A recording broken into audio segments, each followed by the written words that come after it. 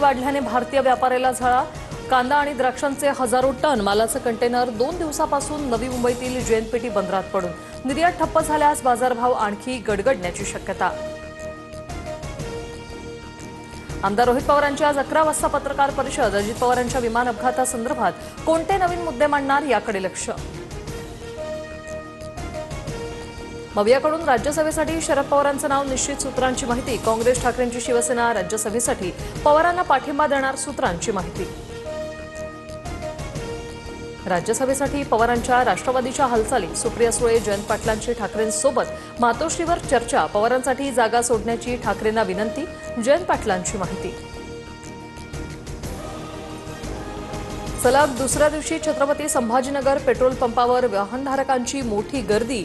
आखाती देशात सुरू असलेल्या युद्धामुळे पेट्रोल डिझेल महाग होण्याची अफवा। पंपावर वाहनांच्या लांबच लांब रांगा।